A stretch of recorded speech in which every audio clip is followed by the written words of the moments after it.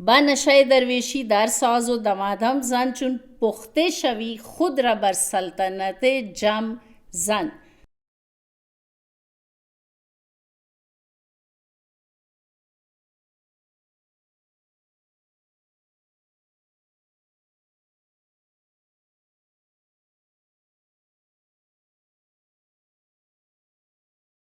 بسم اللہ الرحمن الرحیم. السلام علیکم.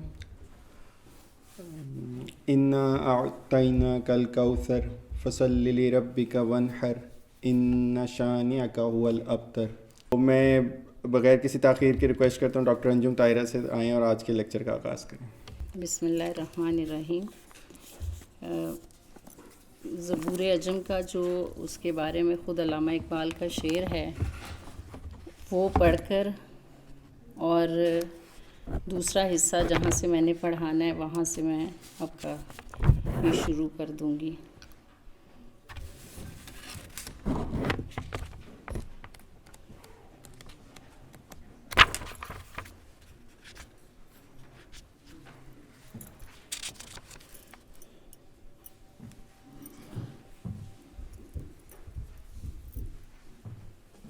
اگر ہو ذوق تو خلوت میں پڑھ زبور عجم، فغان نیم شبی بے نوائے راز نہیں. اس شعر میں یقیناً جو خاص وقت اور خاص کیفیت کے اندر علامہ اقبال پر جو واردات یا احساسات ہیں وہ انہوں نے اس ساری شاعری میں نقل کیے ہیں. اس لیے ان کو پڑھتے ہوئے ایک لحاظ سے ہمیں وہ والا خاص وقت تہجد کا یا نیم شبی کا، اور اس میں جو خاموشی اور بھید اور راز بتانے کی کوشش کی جا رہی ہے، اس طرف کچھ نہ کچھ اگر ہم خود بھی اس کیفیت سے دو چار ہوئے ہوں اس وقت میں، تو اس سے زیادہ لذت اندوزی ہو سکتی ہے. اور دوسرا اس کا جو دوسرا حصہ ہے یہ مخاطب ہے انسان سے. پہلے میں آپ نے بڑی خوبصورت دعائیں جو ہے اور دعائیں اللہ سے مخاطب ہو کر جو سنی یا ان کے مفہوم کو جانا، اور مناجات کی جو کیفیت ہے، التجا کی کیفیت ہے رب تعالیٰ سے، وہ نہایت خوبصورت انداز میں حضرت اقبال نے پیش کی ہیں.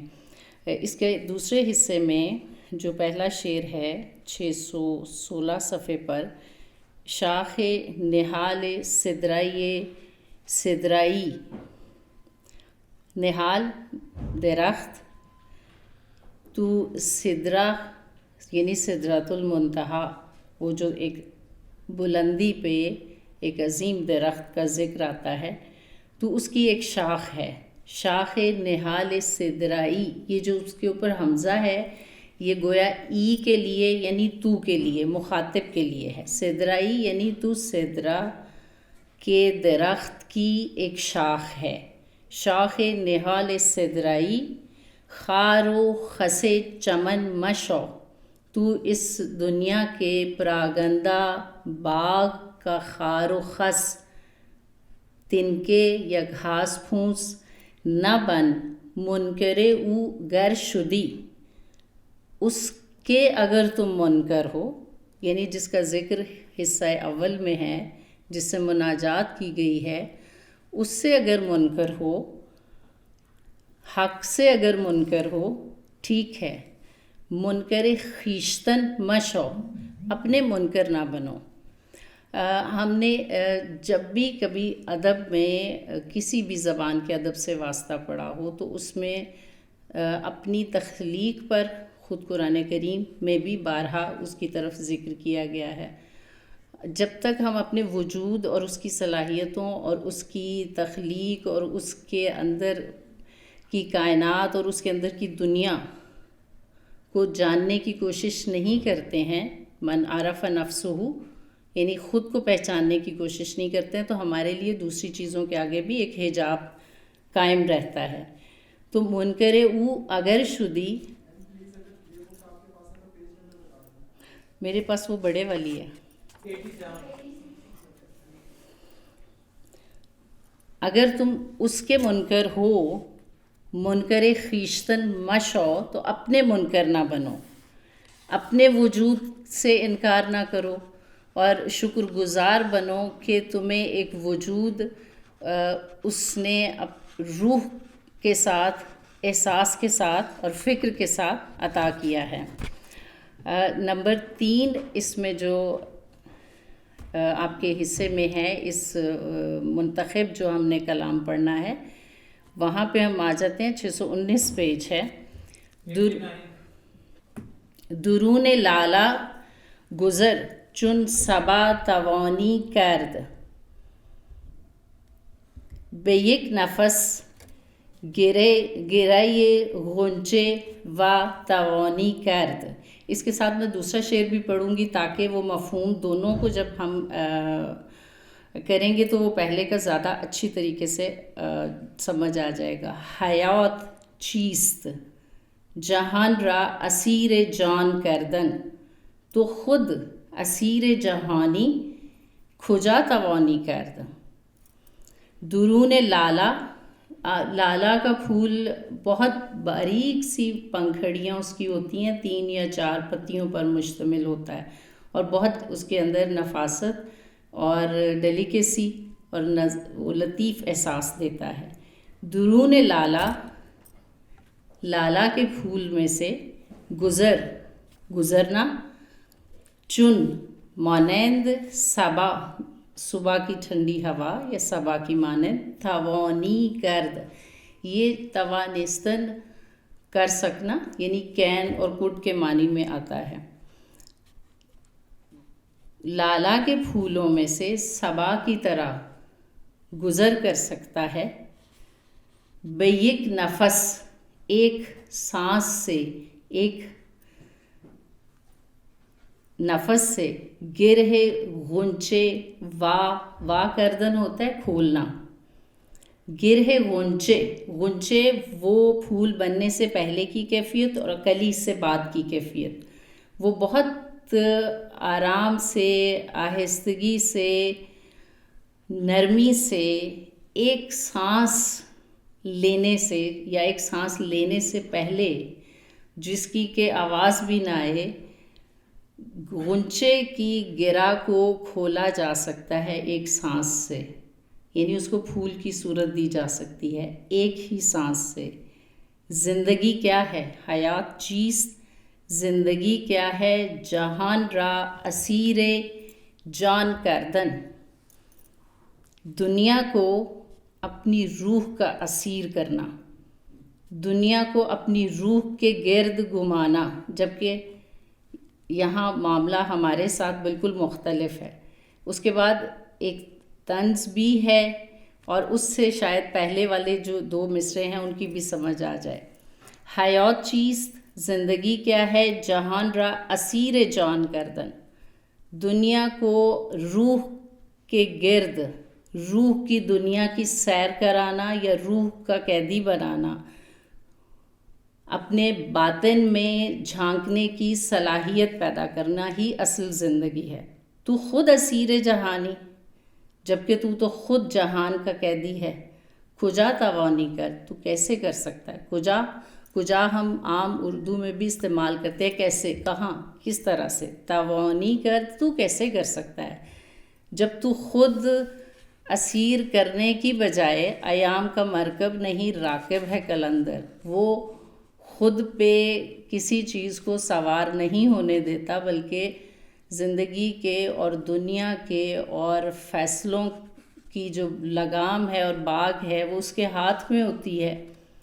اگر تو خود جہان کا اسیر ہو جائے گا تو حیات کا اصل مزہ کس طرح لے سکے گا، جبکہ تیرے پاس تو لالا سے بھی زیادہ نازک بھیدوں بھری روح ہے۔ لیکن جب تو خود اس دنیا کی ظاہریت کا قیدی ہوگا تو روح کو کیسے اسیر کر پائے گا؟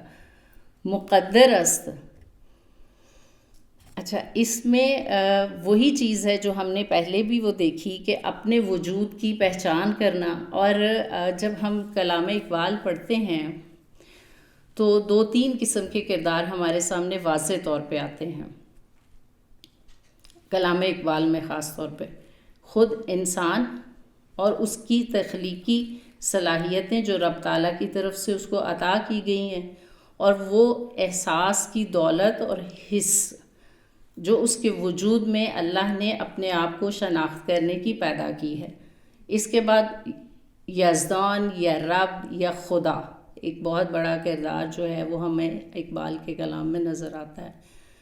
ابلیس کا کردار نظر آتا ہے، اور خود انسان کے لیے جو ذات سب سے زیادہ پیروی کرنے کے لائق ہے وہ حضرت محمد مصطفیٰ صلی اللہ علیہ وآلہ وسلم کی ہے۔ اور سب سے زیادہ جو سٹریس کیا گیا ہے کلام اقبال میں وہ یہ کہ اپنے وجود کو اور خود کو اللہ کی ایک آیت سمجھو، اللہ کا ایک مقام سمجھو، اور تمہیں جو سب سے بڑی دولت دی گئی ہے وہ گویا علم ہے۔ اور علم کیا ہے تمہیں جو دیا گیا ہے؟ وہ غالباً ہم نے اس میں پڑھا تھا جاوید نامہ میں، غالباً علم جس میں وہ اپنے بیٹے کو نصیحت کر رہے ہیں آخر میں، علم جز شرح مقامات تو نیست، کہ علم نہیں ہے سوائے اس کے کہ تو اپنے وجود کے مختلف مراتب کی تشریح یا تفسیر کو جان سکے، اور علم جز تفسیر آیات تو نیست، اس میں یہ کہ تیری جو نشانیاں ہیں، تیرے وجود کے اندر جو نشانیاں ہیں، صرف ان کی تفسیر ہی کا نام علم ہے، اور علم سے بڑا کوئی مقام نہیں ہے۔ علم کو حاصل کرنا کسی چھوٹے مقام کے لیے گویا خود کو جہان کے اسیر کرنے کے برابر ہے۔ بڑی چیز سے چھوٹے مقام کو حاصل کرنا، اور وہ علم سوائے تیرا خود کو ڈسکور کرنا، خود کو گروم کرنا، خود کو جاننا، اس سے زیادہ اور کچھ نہیں ہے۔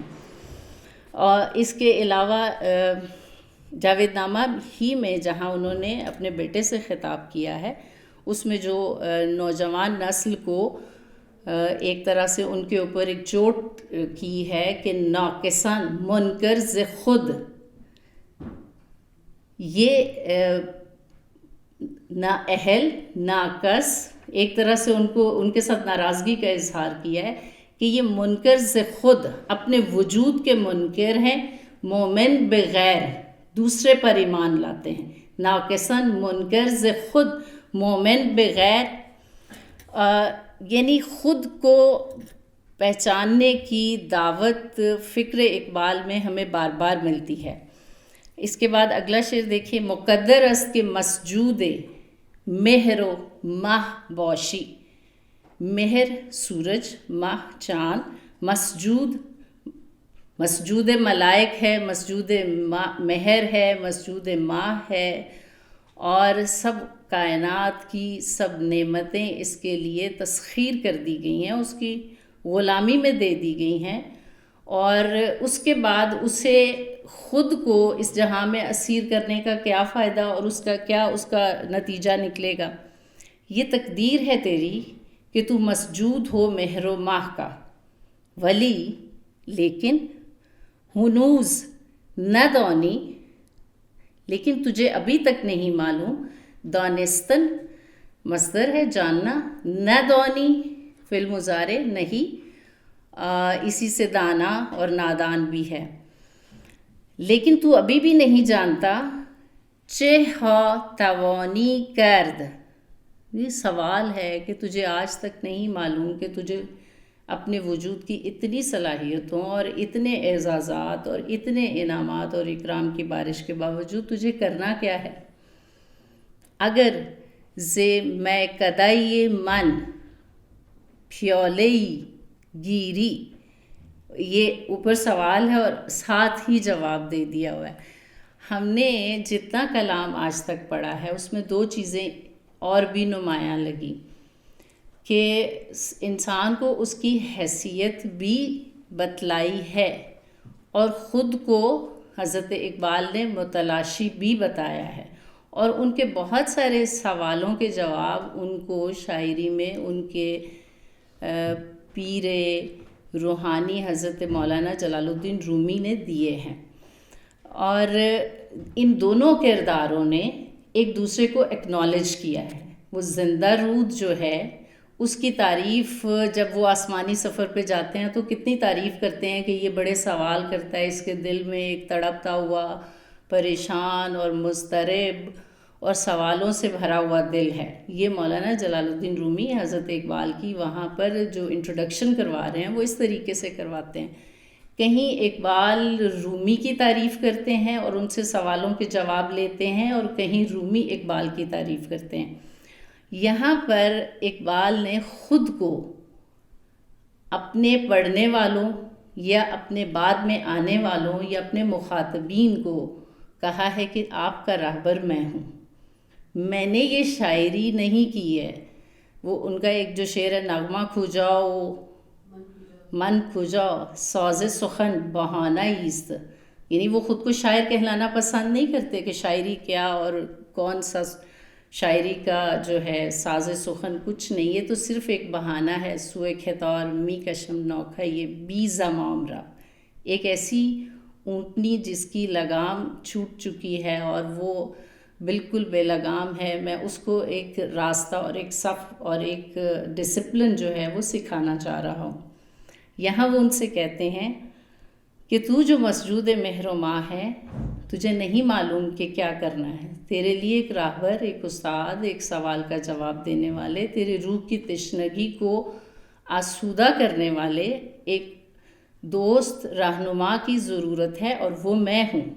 اگر میں کدائی من، میرے میں کدے سے، اور میرے میں کدے سے مراد خود ان کی ساری شاعری بھی ہو سکتی ہے، ان کا اسکول آف تھاٹ بھی ہو سکتا ہے۔ خود جب وہ خود کو نہیں پہچانتے کہ میں خود کو خود نہیں جانتا، تو گویا ان کے اوپر ایک خاص عطا ہے، ایک کرم ہے کہ وہ منتخب اور چنے ہوئے حضرات میں سے ہیں، جن کو جو ہے وہ اللہ تعالیٰ نے ان منتخب کر لیا پیغام دینے کے لیے یا رہبری کے لیے یا راستہ بتانے کے لیے۔ اگر سے میں کھدائی من، اگر میرے میں کدے سے، پیولے ای، یہاں بھی جو حمزہ ہے اس کا مطلب ای یعنی ایک پیالہ گیری تو پکڑ لے لے، گرفتن مصدر سے ہے پکڑنا، گیری تو لے لے یا تو پکڑ لے۔ اگر میرے شراب خانے سے، میرے میکدے سے، میرے اسکول آف تھاٹ سے، میرے فکر سے، مجھ کو اپنا رہنما سمجھ لو، یہ سیلف پریز کے معنی میں بھی یا تعلی کے معنی میں بھی نہیں ہو سکتا۔ وہ خود کی اہمیت کو اس وجہ سے جانتے ہیں کیونکہ وہ یہ بھی اللہ کی حمد اور اللہ کا شکر ادا کرنے کا ایک مقام ہے کہ آپ اپنے وجود پر رب کی رحمتوں کا انعام کا جواب اس طرح سے دیں کہ آپ اپنے سننے والوں کو بتائیں کہ یہ مجھ پہ عطا ہے اور میرے پاس سوالوں کے جواب ہیں، تو مجھ سے لیجئے۔ اگر میرے میکدے سے ایک پیالہ لوگے، ز مشت خاک جہانی بپا توانی کرد، مشت خاک مٹھی بر خاک یعنی انسان، اور مشت خاک کا یہ لفظ جو ہے یہ قرآن کریم کی آیات میں ہمیں بارہا نظر آتا ہے کہ انسان کو کھنکتی ہوئی مٹی سے پیدا کیا، اور بانگ درا اور بال جبریل میں بھی بہت سارے اشعار میں مشت خاک کا لفظ جو ہے وہ استعمال کیا، اور زیادہ جگہ پر خود انسان کی صلاحیتوں کے ایک متضاد کے طور پہ، یعنی تو مٹھی بر خاک ہے لیکن تیرے پاس طاقت کتنی ہے، تو مٹھی بر خاک ہے لیکن تیرے پاس کتنی دولت ہے، اور اس مٹھی بر خاک کے پاس کتنی قوت عشق ہے، رازوں کو جاننے کی صلاحیت ہے۔ جہاں جہاں بھی استعمال کیا گیا یہ لفظ جو ہے وہ انسان کی عظمت کو بیان کرنے کے لیے ایک بالکل متضاد بات جو کہ آپ کو پتہ ہے تخلیق آدم کے وقت جو ایک ڈائلاگ ہوا تھا اس میں مشت خاک کی کتنی تحقیر کی گئی تھی کہ یہ زمین کا حصہ ہے، لیکن یہ نہ سوچا گیا کہ اس کو ایک ماورائی آسمانی روح جو ہے اس کے اندر پھونکی گئی ہے۔ دو مخالف اور متضاد چیزیں جب مل کے وہ کس طریقے سے کائنات میں انقلاب برپا کرتی ہیں. اگر تو میرے میکدے سے ایک پیالہ لے تو یہ مشت خاک ایک دنیا مشت خاک جہانی بپا توانی کر، تو اس مٹی سے ایک نئی دنیا بپا کر سکتے ہو، قائم کر سکتے ہو، برپا کر سکتے ہو، پیدا کر سکتے ہو. علامہ اقبال نے اپنے وجود سے فیض حاصل کرنے کے لیے کہیں کوئی ایک وہ بھی بار بار یہ کہا ہوا ہے کہ ذوق نگاہ مجھ سے لو، درد دل مجھ سے لو، اے پسر ذوق نگاہ از من گیر، یعنی اے بیٹے تو مجھ سے وہ سوز اور تڑپ اور ذوق اور وہ ٹیسٹ جو ہے وہ حاصل کرو. اور وہ ان کو خود لا الہ کی اقلیم سے ملا ہے، الا اللہ کی سلطنت سے ملا ہے وہ ذوق اور وہ نظر اور وہ بھیدوں کو جاننے کی صلاحیت جو ہے. چیسون کس طریقے سے، سان طریقہ کے لیے استعمال ہوتا ہے، نحو کے لیے، باعث کے لیے. چیسون بسینے چراغی فروختی اقبال، خود سے سوال کر رہے ہیں اقبال، تو نے سینے میں چراغ کیسے روشن کیا. چیسون کس طرح سے، سینے میں چراغی فروختی، تو نے سینے میں چراغ کیسے روشن کیا، یعنی کس طرح سے تو نے دنیا کو راستہ بتایا، لوگوں کو صحیح نہج بتائی سوچنے کی، اجتہاد کی راہ. ہم لوگوں نے اقبال کے کلام کی تفسیر بھی اپنے ہی بند ذہن کے ساتھ کرنے کی کوشش کی ہے ہمیشہ سے. ان کی ناراض روح کو کبھی بھی راضی کرنے کی نہیں کوشش کی. ہم اپنی ہی دنیا سے ان کو جاننے کی کوشش کرتے رہے. اور مجھے یہ لگتا ہے کہ ان کے اور ان کے مرشد کے درمیان تقریباً 700 سال کا گیپ تھا، رومی اور ان کے. ابھی کوئی 142 سال آج ہوئے ہیں ان کی ولادت کو، آپ سب کو بھی مبارک ہو. تو ابھی کچھ سال باقی ہیں کہ ان کو صحیح طرح سے ہم جان سکیں، تو پھر واقعی ان میں کوئی نہ کوئی یہاں ان کا صحیح رازداں جو ہے، اگرچہ کہ یہاں سب اس شوق اور اس طلب اور اس جستجو کو لیے بیٹھے ہیں، کوئی نہ کوئی رازداں ان کا ہوگا جو ان کے باقی سوالوں کے جواب بھی ضرور ڈھونڈے گا.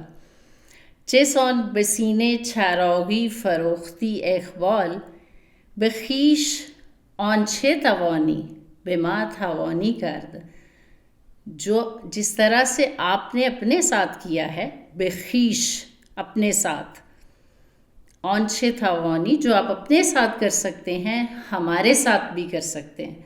یہ بھی ایک طرح سے خود کو ہی سوال کا جواب دے کے دراصل ایک پیغام دینا چاہ رہے ہیں کہ اگر آپ درد دل کے ساتھ اپنے سوالوں کے جواب چاہیں تو وہ آپ کو مل سکتے ہیں. Number 5 620 page. 91 پیج. زمانہ قاصد تیار آن دل آرام است. زمانہ قاصد ہے یعنی پیغمبر ہے، پیغام لے کے جانے والا ہے. تیار آن دل آرام است، تیار جو تیز رفتاری سے چلنے والا ہو، آن دل آرام دل کو سکون بخشنے والا، دل کو راحت پہنچانے والی ذات، حق کی ذات جو آپ کے وجود میں سکون اور آپ کے وجود میں ایک توازن برقرار رکھے ہوئے.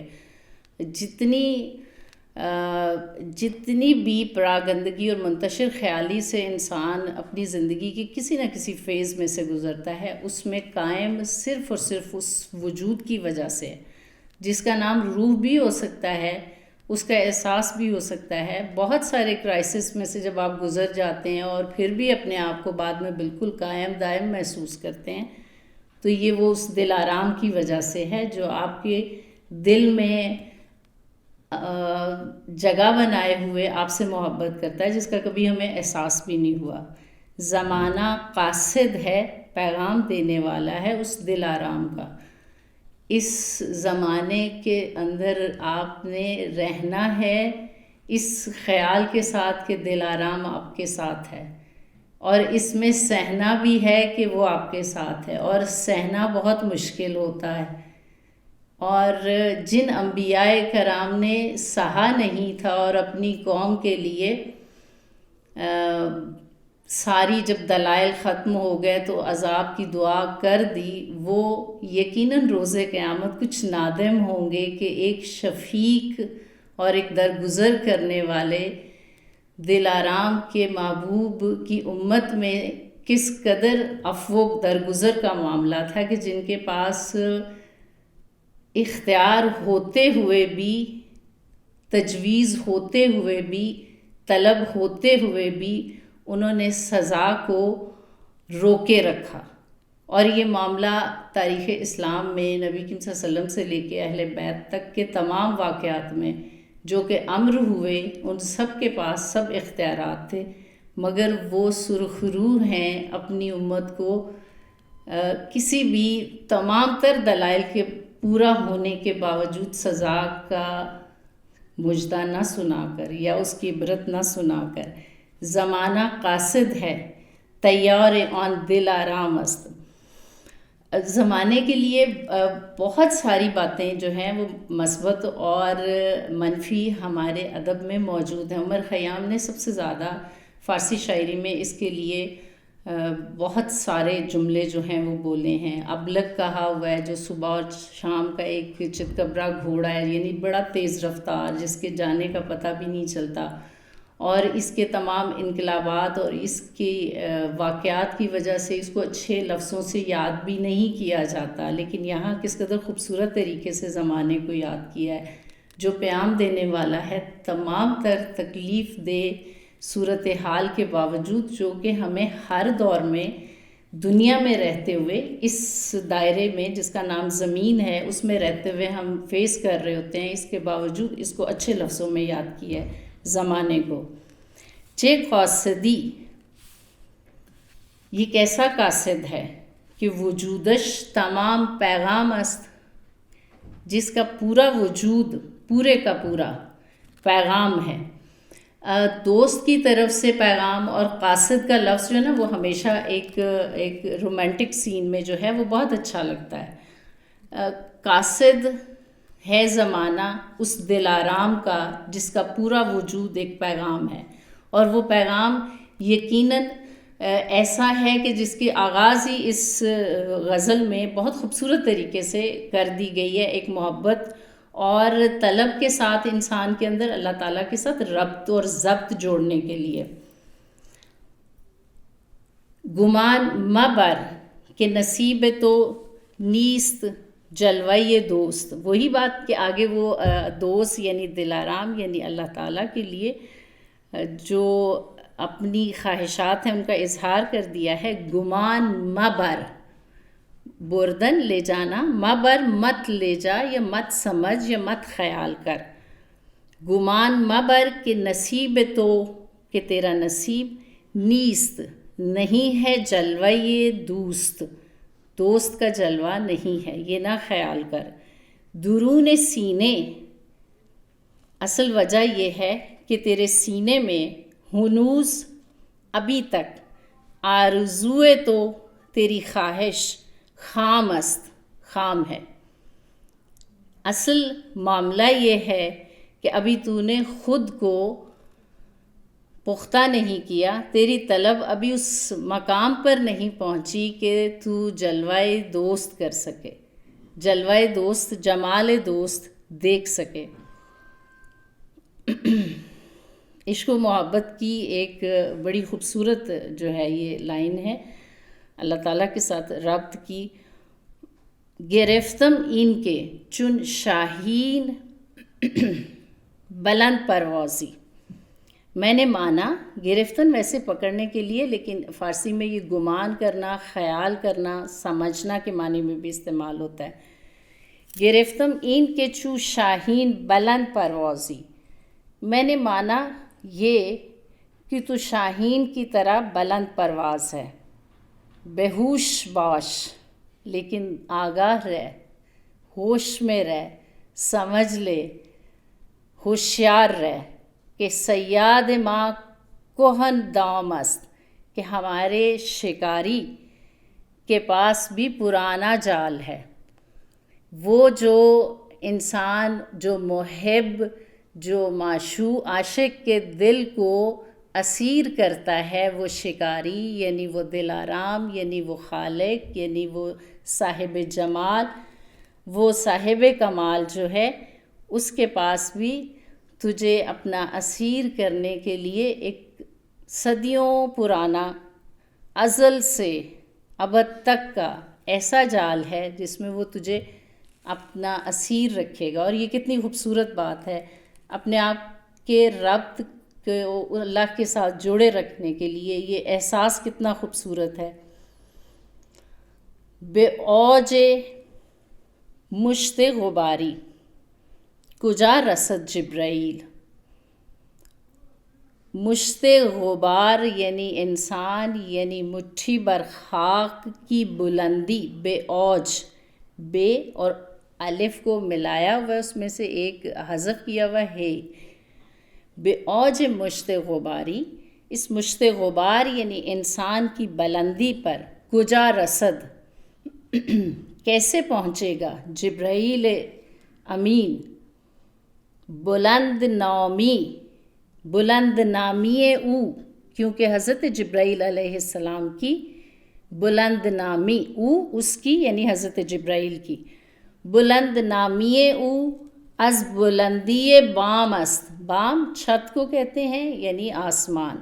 ان کی بلند نامی، حضرت جبرائیل کا جو کانسیپٹ یا تصور ہمارے ذہن میں آتا ہے تو وہ بہت بلند و بالا، ان کے مقام کی وجہ سے، ان کے مسکن کی وجہ سے، جائے سکونت کی وجہ سے بہت بلند آتا ہے. لیکن ان کی بلند نامی اس وجہ سے ہے کہ وہ بلندی بام پر رہتے ہیں، کہ وہ آسمانی ہیں، وہ آفاقی ہیں، ورنہ مشت غبار کی بلندی کو وہ کیسے پہنچ سکیں. اور یہ یقیناً آپ کے ذہن میں آ رہا ہوگا کہ یہ کون سا واقعہ ہے، حضرت رسول کریم صلی اللہ علیہ وآلہ وسلم کا معراج کا واقعہ جو ہے، سدرۃ المنتہا سے وہ جو ان کو جی بالکل جی ٹھیک ہے. تو از شمار نفس زندئی نمیدانی، تو سانسوں کے گننے کی وجہ سے، سانسوں کی گنتی کی وجہ سے زندئی زندہ ہے. نمیدانی، تو نہیں جانتا کہ زندگی بے شکست طلسم ایام است. اگر ہم محدود ہو کر یہ سوچ لیں کہ ہمیں ختم ہو جانا ہے، تو بہت ساری جو آپ کی سوچ میں اور آپ کے ویژن میں اور آپ کی بصیرت میں اور آپ کے فہم میں جو گہرائی ہے وہ نہیں پیدا ہو سکتی. اور اس کا مطلب تو یہ ہے کہ ہم زمانے کے، دنوں کے گزرنے کے طلسم کا شکار ہیں، کیونکہ یہ تو طلسم ہے جو چلتا رہے گا، یہ تو دھوکہ ہے دنوں کا آنا جانا.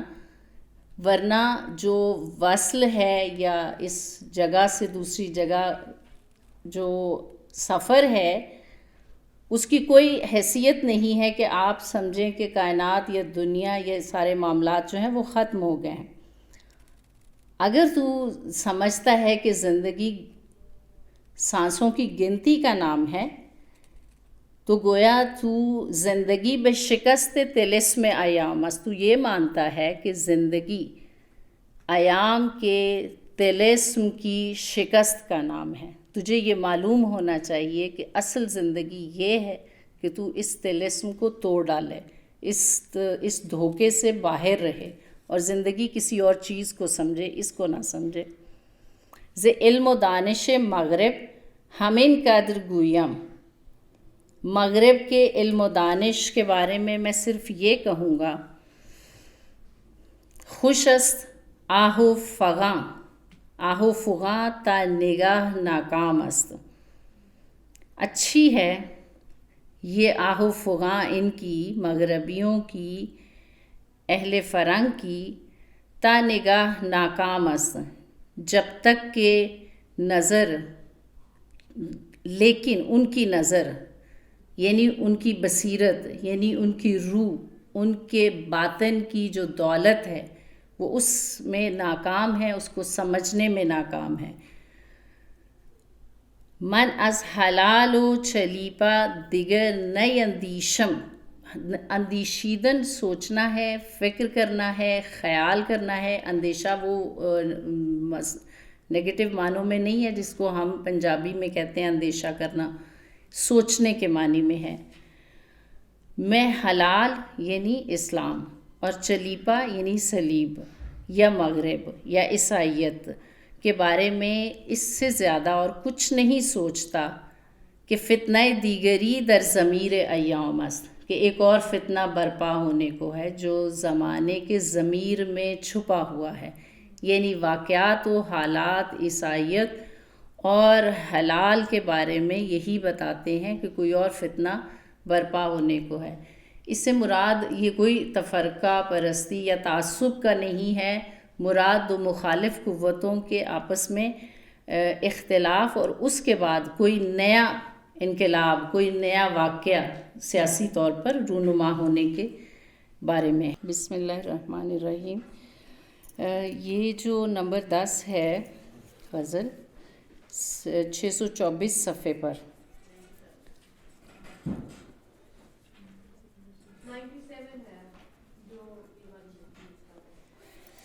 مجھے اس کو پڑھ کے نا یہ یاد آ رہا ہے کہ ہم نے اولیاء کرام کے متعلق کچھ ذہن میں خیال بنایا ہوتا ہے کہ ان کا تعلق تلوار، جہاد، لڑنے کے ساتھ اور جو ہے نا عملی میدان میں کام کرنے کے ساتھ شاید کم ہوتا ہے. جبکہ جو مرد حال ہے، جو حال کا قلندر یا درویش یا ولی یا صوفی، یہ جتنی بھی ڈیزگنیشنز ہیں، قطب ہے یا ابدال ہیں، ان کی جو ڈیزگنیشنز اور ان کی جو ڈیوٹیز ہیں اور ان کی جو تعلیمات ہیں ان میں عمل کو باقاعدہ دخل حاصل ہے. ایک بڑی اچھی کتاب ہے خانقاہی اولیاء کرام کی خانقاہوں کا جو استعمال تھا وہ سرحدوں کی حفاظت اور ایک سپاہ کے طور پر وہ بہت اہم کردار تاریخ میں رہا ہے.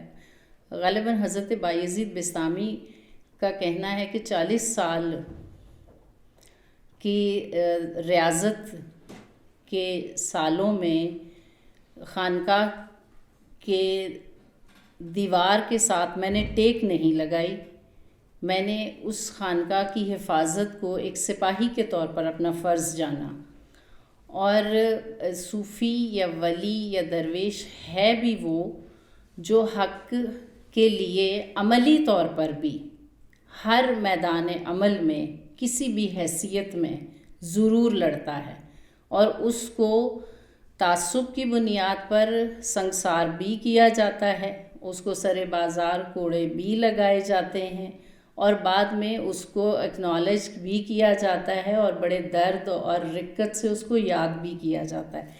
یہ کچھ اس قسم کی مجھے بڑی خوبصورت جو مثال ہے علامہ اقبال کی یہ زبور عجم میں، جس میں وہ انسان ہی کی کیفیات، اس کی صلاحیتیں، اس کی جو اس کا کردار ہے اس کو واضح کیا ہوا اور بڑے واضح الفاظ میں جو ہے نا ایک قلندر کی، رب کے ایک بندے کی جو شناخت کرائی ہے وہ اس طریقے سے ہے کہ وہ صرف آپ کو خرقے میں تسبیح میں مصلے پر بیٹھا ہوا نہیں دکھائی دے گا، بلکہ وہ آپ باقاعدہ جہاد کی کیفیت میں، چاہے وہ جہاد اصغر ہے یا جہاد اکبر ہے، وہ بالسیف ہے، بالقلم ہے، بالزبان ہے اور خود چل کر اپنے وجود پر برداشت کر کے ہے، وہ اس سب میں عملی طور پر حصہ لیتا ہے. کہیں بھی ان کے الفاظ میں، پورے کلام اقبال میں آپ کو سستی اور ٹھنڈک اور مایوسی کے الفاظ ہی نظر نہیں آتے، کجا یہ کہ وہ مرد خدا کی وہ صلاحیت بھی بتائے کہ وہ خرقے میں اور تسبیح میں تلوار کو بھی ہاتھ میں رکھے ہوئے ہے.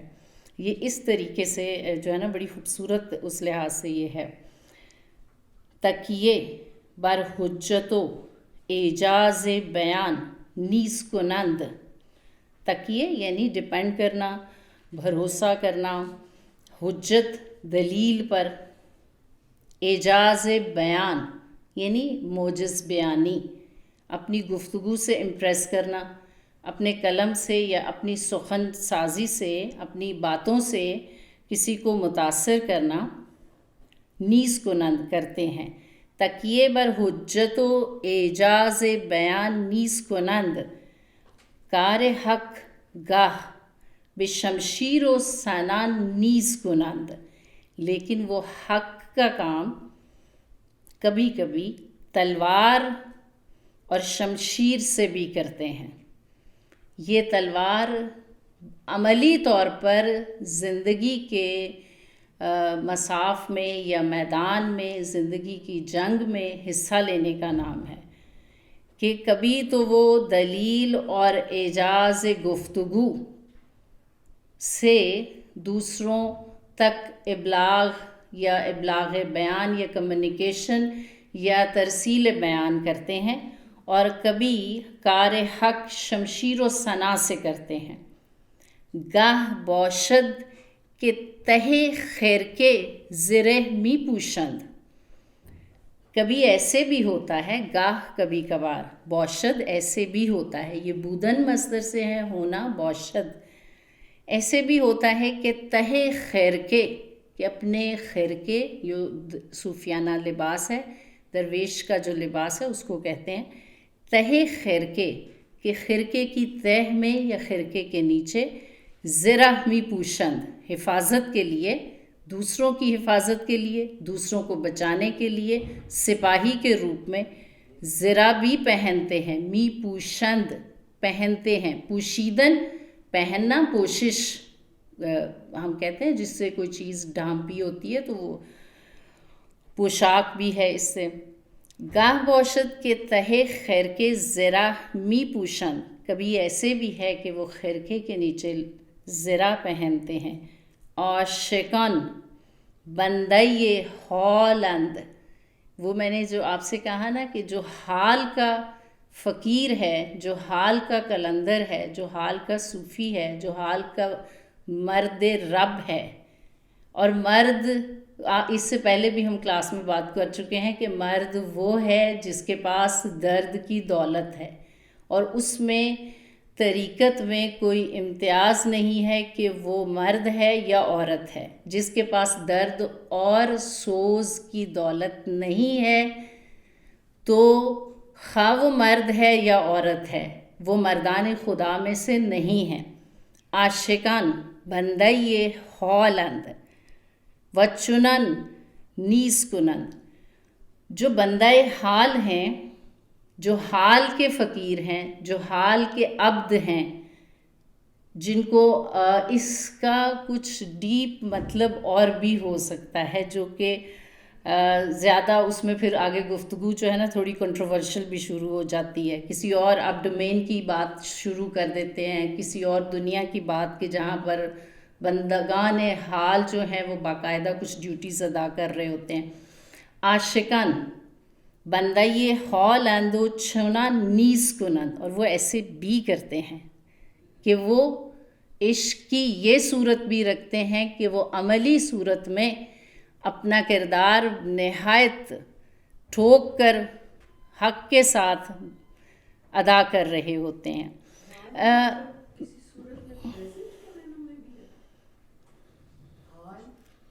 پریزنٹ حال کے بندے ہیں، اس وقت کے، پریزنٹ کے، یعنی اس وقت جو ان کو ڈیوٹیز ملی ہیں. عاشقان بندے ہالند و چنان نیز کنند.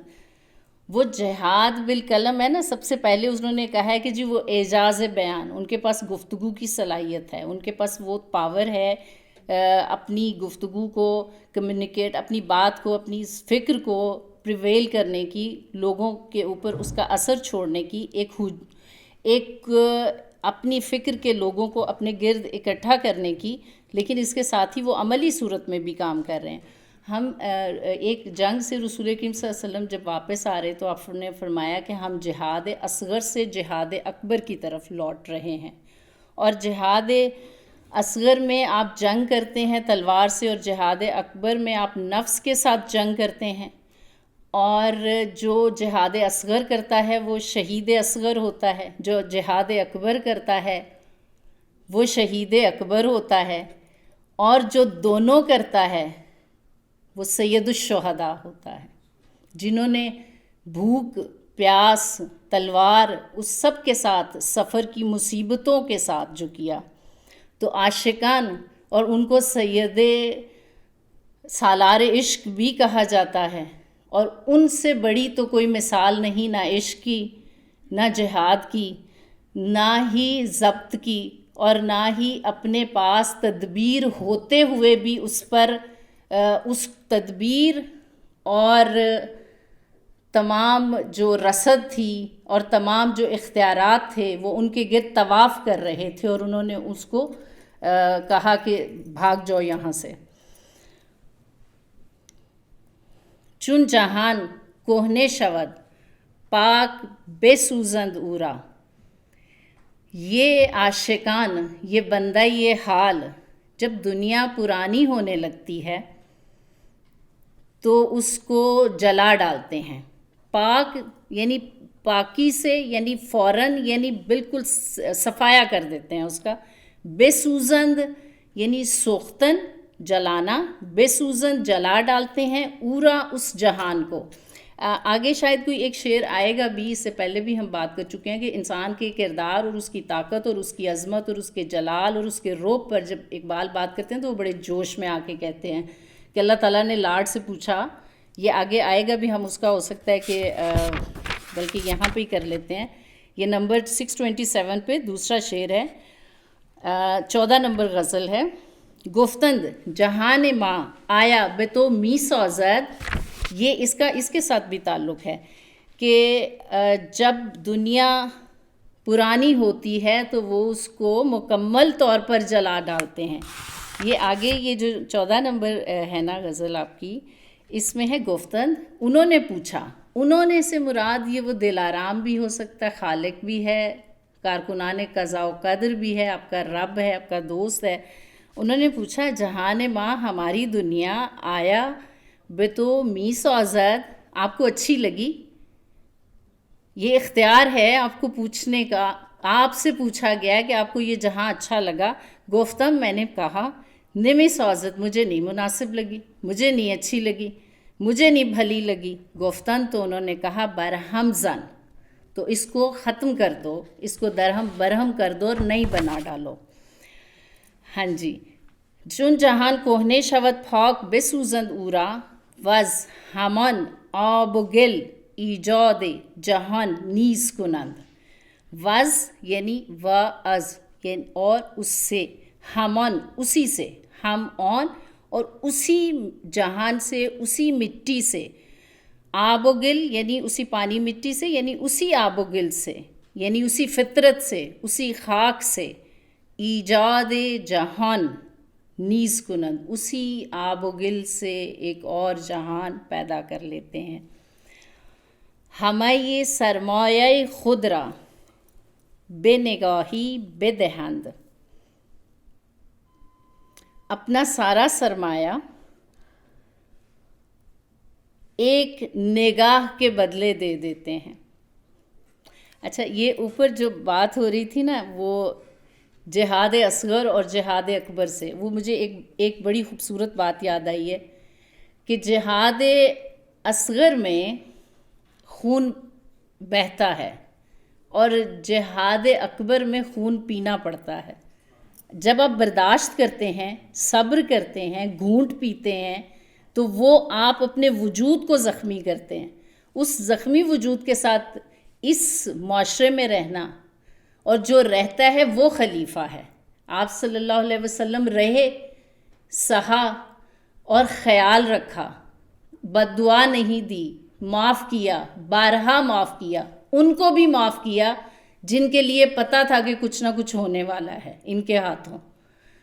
تو وہ جو جہاد اکبر ہے اس میں آپ پیتے ہیں اور اس میں دیتے ہیں آپ خون. جی آنچ از موج ہوا ہمیں سرمایہ خود را بے نگاہی بے دہند، یہ اپنا سارا سرمایہ ایک نگاہ پر دے دیتے ہیں. ہمیں اولیاء کرام کے وجود اور ان کے وجود کی برکت اور ان کے فیض کی جو عطا ہے اس پر ایک نظر ایک جو ہے وہ جو حاصل کرنا ہوتا ہے نا ان کے وجود کے فیض کو، تو اس میں وہ تائید نظر کو بڑی اہمیت حاصل ہے. اور آپ کو پتہ ہے وہ فیض جو ہے ان سے کس کس طرح سے ملتا ہے، جس میں ایک نظر کو بھی حیثیت حاصل ہے.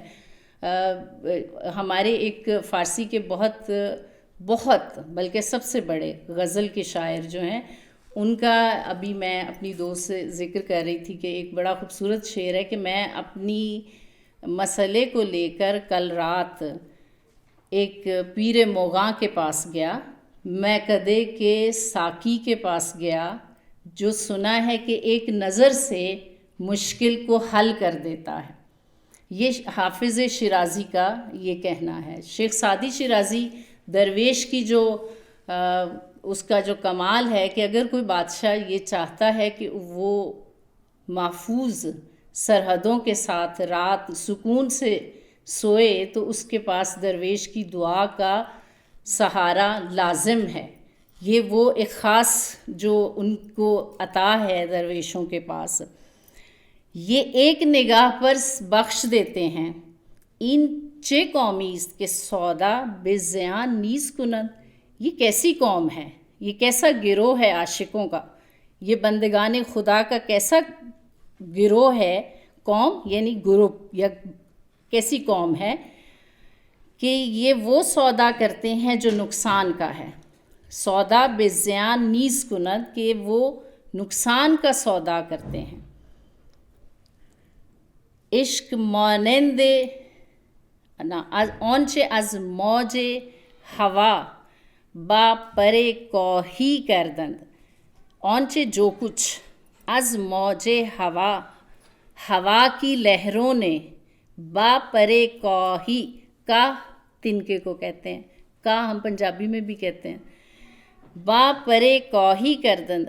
موج ہوا جو تنکے کے ساتھ کرتی ہے، یا یہ لوگ جیسے تنکے کی مانند ہلکے اور کم بے مایا اس کے ساتھ جو ہے ویسے کرتے ہیں جیسے موج ہوا کرتی ہے. انچ عجبی نیز کے با کوہ گران نیز کنند.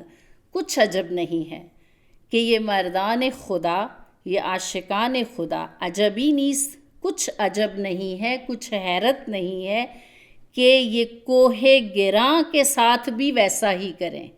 ان کے لیے پرے کا تنکا اور کوہ گراں بھاری پہاڑ اپنی تائید نظر سے، اپنی نگاہ سے یہ کوہ گراں اور پرے کا دونوں کے ساتھ کچھ عجب نہیں، کیا سے کیا معاملہ کر دیں اور ان کی ماہیت بدل دیں. مولانا روم کی مثنوی میں حضرت لقمان اور اس کے آقا کے ساتھ ایک بڑا خوبصورت واقعہ ہے کہ وہ غلام نے جو ان کا امتحان لیا کہ آپ اس بکری کو ذبح کیجئے اور اس کا سب سے اچھا حصہ لے کر آئیے، تو وہ اس کا دل لے آئے، پھر دوبارہ کہا کہ سب سے برا حصہ. جب انہوں نے یہ سارے معاملات اس آزمائش کے بعد جانا کہ لقمان کوئی عام نہیں ہے، کوئی سلیکٹڈ ون پرسنالٹی ہیں اللہ کی، تو ان کے رشتہ جو تھا اس کی نوعیت بدل گئی. وہ بادشاہ یا مالک یا آقا ہونے کے باوجود گویا لقمان کے غلام بن گئے. جو کھاتے پہلے ان کو کھلاتے اور ان کا بچا ہوا کھاتے. ایک روز کوئی تحفے میں خربوزہ لے آیا یا ککڑی، کوئی ایسے جنگلی پھل جو تھا، پوچھا کہاں ہے لقمان، ان کو بلائیے، پہلے وہ کھائیں گے پھر ہم ان کا بچا ہوا کھائیں گے. اپنے ہاتھ سے کاشیں کاٹ کر دیے جا رہے ہیں اور وہ بڑی رغبت سے کھا رہے ہیں. آخری کاش پہ کہا کہ اتنے شوق اور اتنی لذت آپ کو آ رہی ہے تو آپ کھا رہے ہیں، تو اس کو میں کھاؤں گا. تو جب اس کو چکھا تو وہ اتنی کڑوی کہ کانوں سے اور آنکھوں سے جو تھی وہ تکلیف دہ صورتحال پیدا ہو گیا کہ بے ہوش ہونے کو تھے. ناراض ہوئے کہ آپ نے یہ کیوں نہیں کہا کہ میں ابھی نہیں کھانا چاہتا، کوئی بہانہ بنا دیتے. تو فرمایا کہ آپ کے نعمتیں بخشنے والے ہاتھوں سے مجھے اتنی عطا ملی ہے کہ اس ایک تکلیف کو تو میں نے تکلیف جانا ہی نہیں. یعنی اس میں ایک میسج بھی دے دیا، رب کی عطا کے مقابلے میں جو آزمائش ہے اس پہ شکوہ نہ کرنا. اس کے بعد بڑے خوبصورت لمبا ایک سلسلہ چلتا ہے. عشق کی وجہ سے چیزوں کی اصل ماہیت چینج ہو جاتی ہے، جس میں کانٹا جو ہے وہ پھول بنتا ہے، سرکہ شراب بنتا ہے، اور وہ بہت ساری لمبی مثال جو ہے وہ دی ہوئی ہے، بڑی خوبصورت. تو یہ انہوں نے کہا ہے کہ یہ عاشقان جو ہے ان سے کچھ عجب نہیں کہ یہ کچھ بھی چیزوں کی کیفیت اور ماہیت کو بدل ڈالیں. عشق مانند متاعیست، ایسی متاع ہے، ایسا سرمایہ ہے. بے بازار حیات، زندگی کے بازار میں ایک ایسی متاع کی مانند ہے. گاہ کبھی ارزان، سستی، بے فروشند، بیچ دیتے ہیں. و گران نیز کنند، اور کبھی مہنگی لے لیتے ہیں. اس کی کیفیت ہے تا تو بیدار شوی نالے کشیدم ورنہ، تو بیدار ہو جائے، تجھے کچھ ہوش آ جائے، تجھے کچھ فکر ہو، تو غفلت سے اٹھ جائے، تو کچھ اپنے لیے پلاننگ کر لے، تیرے پاس سوچ کی دنیا کی راہ ہموار ہو جائے. تا تو بیدار شوی، تاکہ تو بیدار ہو جائے. نالے کشیدم، میں اتنی آہ و فریاد کر رہا ہوں، میں اتنے نالے کھینچ رہا ہوں، میں اتنی شاعری کر رہا ہوں، میں اتنی لفاظی کر رہا ہوں. ورنہ عشق کوریس کے بی آہ و فغاں نیز کنند، ورنہ کچھ ایسے بھی ہیں کہ جو بے آہ و فغاں، بے آہ و فغاں، بے آہ و زاری بھی عشق کرتے ہیں، گویا کہ نہیں کرتے ہیں. میرا مقصد عاشقوں کی کیفیت اور عشق کی ماہیت اور اس کی طاقت بتانے سے یہ ہے کہ تو بیدار ہو جائے اور تیرا رب کے ساتھ تعلق، اس کے جمال، اس کی کیفیت کو جاننے کا. اور آپ کو پتہ ہی ہے، آپ نے پچھلی کلاسز میں جتنا بھی پڑھا ہے کہ رسول کریم صلی اللہ علیہ وآلہ وسلم کے ساتھ تعلق ہی کو عشق کہا گیا ہے. دم جبرائیل ہی کو عشق کہا گیا ہے. اللہ کے ساتھ ربط ہی کو، اس سے بڑا کوئی تعلق نہیں ہے اللہ تعالیٰ کے ساتھ. اور اقبال کے ہاں تو یہ نہایت خاص معنوں میں جو ہے یہ لفظ آتا ہے. جی آگے ہے 627 پیجز.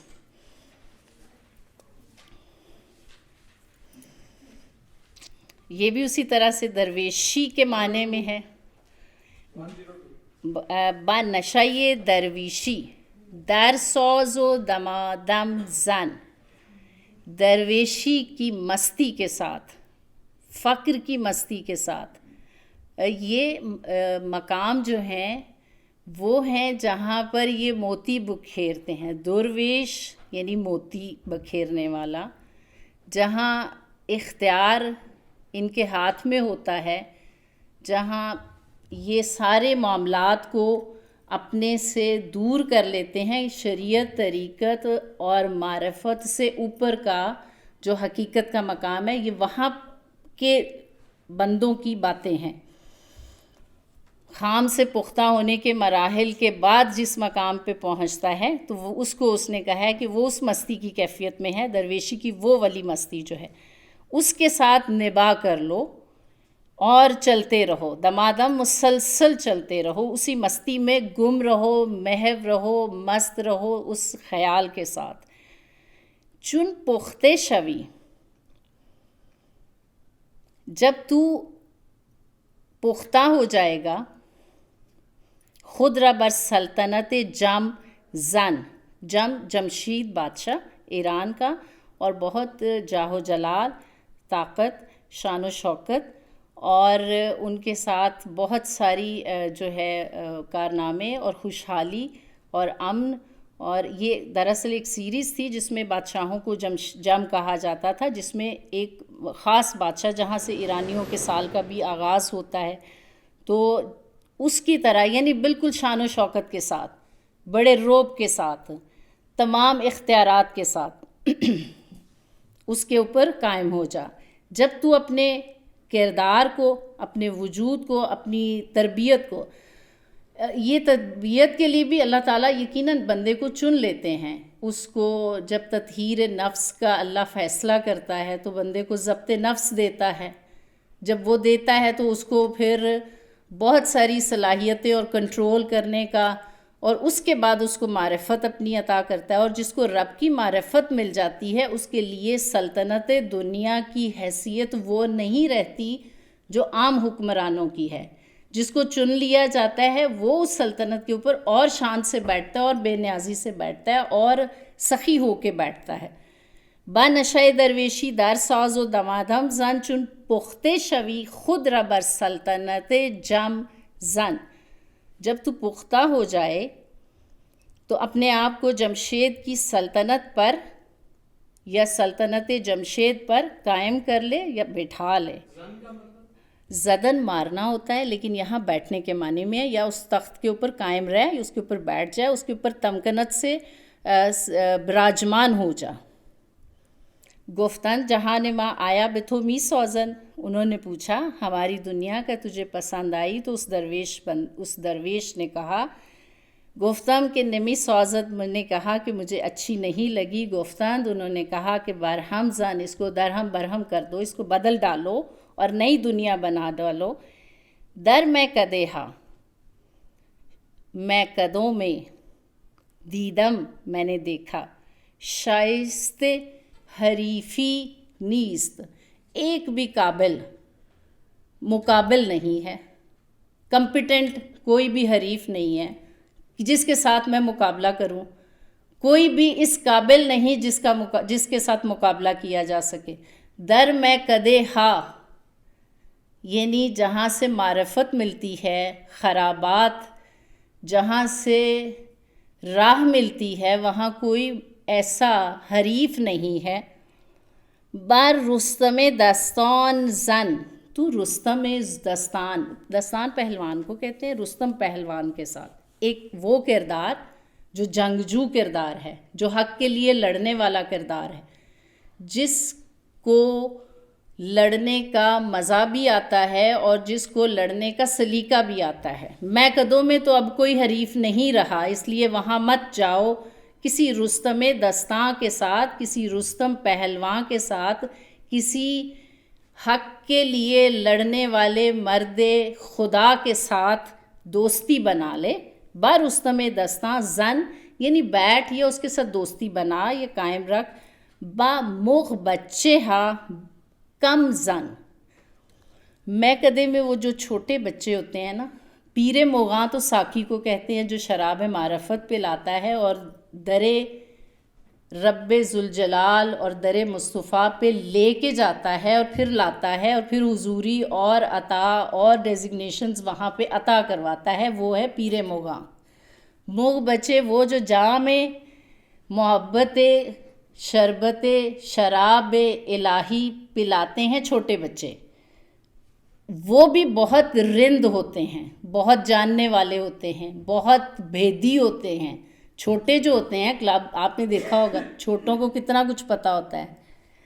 کسی رستم دستاں کے ساتھ دوستی رکھ، اب مغ بچوں کے ساتھ کم آمیز ہو جا، مت مل. کم زن ان کے ساتھ نہ بیٹھو، ان کے ساتھ نہ ملو، اب وہ بھی بھید والے نہیں رہے. نہ میں قدوں میں جاؤ کیونکہ کوئی شائستہ حریف نہیں ہے. مراد ایک طرح نوسٹیلجک سوچ ہے کہ اب وہ اطوار زمانے کے اتنے اچھے نہیں رہے کہ ہم وہ کردار، شائستہ کردار ہم دیکھ سکیں. اے لالۂ صحرائی تنہا نہ توانی سوخت. اب خود کو لالۂ صحرائی بھی کہا ہے، اور لالۂ صحرائی جنگلی لالا کا پھول تو اکیلے، اور وہ سرخ رنگ کا ہوتا ہے، اور اس کو شہید کے خون کو بھی لالا سے تشبیہ دی جاتی ہے، عاشق کے جگر کو بھی لالا سے، دل ناکام کو بھی لالا سے، اور دل عاشق کو بھی، اور شاعر خود کو بھی لالہ صحرائی کہتا ہے، جو پھول اگانا چاہتا ہے امید کے اور ایک خاص فکر کے اور بصیرت کے اور دانش کے، اے لالہ صحرائی. اور وہ اپنے مخاطب کو بھی کہہ رہا ہے، تنہا نہ توانی سوخت، تو اکیلے نہیں جل سکتا، ان داغ جگر تا بے برے سینہ آدم زن، اس داغ جگر کو ان داغ جگر تابی بر سینہ آدم زن. جگر تابی، تابی جو ہے تابندہ جسے ہم کہتے ہیں روشن، تابیدن مصدر سے چمکنے والا، سوز بکھیرنے والا، ان داغ جگر تابی، جگر کو جلانے والا یا جلا بخشنے والا یا چمکنے والا، ان داغ جگر تابی، لالا کے درمیان میں وہ جو داغ ہے، یہ جو تیرے جگر پہ داغ ہے، جو تیرے پاس جو فکر ہے، اس کو جب تک تو سینہ آدم میں نہیں شامل کرے گا تو تنہا نہیں جل سکتا. اے لالہ صحرائی، اگر وہ خود کو کہہ رہا ہے تو سینہ آدم میں اپنی فکر کو جب تک نہیں ڈالے گا وہ جلا نہیں، تیری سوچ جلا نہیں پکڑے گی، پھیلے گی نہیں. اور تجھے جب تک تیرا پیغام ابن آدم کو نہیں ملے گا، تب جب تک تیرا جو جگر کے اندر جو تپش ہے اور جو جلال ہے اور جو سوچ ہے وہ جب تک کنورٹ نہیں ہوگی اس وقت تک کوئی فائدہ نہیں. اس لیے اس کو سینہ آدم میں شامل کرو. تو سوز درون او، اے لالہ صحرائی، اے اقبال، اے شاعر، تو اس کے اندر کا سوز ہے، اس کے اندر کی تپش کو باہر لے کر آنے والا تو ہے. تو گرمی خون او، تو اس کے خون کا جوش ہے یا اس کی گرمی ہے یا اس کی تڑپ ہے. باور نہ کنی، کیا تجھے یقین نہیں، چوکی در پیکر عالم زن، تو اس دنیا کے لباس کو پھاڑ ڈال تو تجھے پتہ چلے. سینہ آدم میں تیرے فکر کی اور تیرے جگر کو جلانے والے داغ کا جو نتیجہ ہے، اگر تجھے یقین نہیں تو اس پیرہن کو چاک کر کے دیکھ کہ وہ سوچ کس طرح سے پھیل رہی ہے. عقل است چراغ، تو عقل اور عشق کا موازنہ ہمیشہ اس میں عقل جو ہے وہ تھوڑی جو ہے وہ ہمیشہ بیچاری جو ہے نا وہ پست ہی نظر آتی ہے.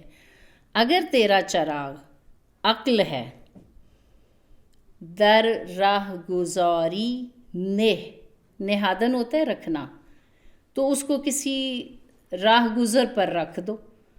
اگر تیرا چراغ عقل ہے تو کسی راہ گزر پہ رکھ دو، کسی کے کام آئے گی. عقل تیرے کسی کام نہیں آئے گی. اگر تو درد رکھتا ہے، سوز رکھتا ہے، عقل سے تیرا کام نہیں ہوگا. اس دنیا کو درہم کرنا، نئی دنیا بنانا عاشقوں کا کام ہے، مردان حال کا کام ہے، عقل والوں کا نہیں. اگر تیرا چراغ عقل ہے تو اس کو کسی راہ گزر پہ رکھ دو، کسی کے کام آئے گی. عشق است ایاغ، تو اگر تیرا پیالہ یعنی دل، ایاغ پیالہ دل عشق سے بھرا ہوا ہے، اگر تیرا پیالہ عشق سے ہے یا عشق ہے، با بندے محرم زن، تو کسی محرم کو ڈھونڈ، کسی رازدار کو ڈھونڈ، کسی ساتھی کو ڈھونڈ جو تیرے جیسا درد اور خیال اور فکر رکھتا ہے. بندہ یہ محرم زن، لخت دل پرخونی از دیدے فرو ریزم، لخت دل کا ٹکڑا، از دیدے فرو ریزم، پرخونی خون سے بھرے ہوئے دل کے ٹکڑے کو فرو ریزم، ریختن ہوتا ہے بہا دینا، میں آنکھوں سے بہا رہا ہوں. خون سے بھرے ہوئے دل کے ٹکڑے کو میں اپنی آنکھوں کے راستے، یعنی میرے آنسو گویا خون کے جیسے ہیں، میرے آنسو گویا میرے خونین دل کے ٹکڑے سے نکل رہے ہیں، وہ آنسو نہیں ہیں، وہ خون کے قطرے ہیں، لخت دل پر خونی، خون سے بھرے ہوئے دل کے ٹکڑے کو از دیدے، میں نے آنکھوں کے راستے اپنے دل کو جلا ڈالا، بہا ڈالا، ختم کر ڈالا، یعنی یہ اشعار میرے جو ہیں گویا میرے خون بھرے، میرے خون جگر سے کشید کیے گئے ہیں، لکھے گئے ہیں۔ لالی ز بدخشانم بردار، بردار اٹھاؤ، لالی لال یاقوت کو کہتے ہیں، ز بدخشانم، بدخشان شہر کے، بدخشان ملک کے یاقوت بہت اچھے ہوتے ہیں، بہت قیمتی ہوتے ہیں، نایاب ہوتے ہیں، میرے بدخشان، میری شاعری کی سلطنت کے ملک کے بدخشان سے لال یعنی میرے اشعار کو اٹھاؤ، و بخاتم زن، خاتم کہتے ہیں انگشتری کو، اور میری انگوٹھی میں لگا دو، میرے پیغام کو پھیلا دو، مجھے میری فکر کو جو ہے جلا بخشو، تم جو میرے مخاطب ہو، اے انسان، اے عاشق، اے مرد خدا، اے بندہ یہ خدا۔ اس کے اگلے والی غزل تو بہت کمال کی تھی، ٹھیک ہے، جزاک اللہ۔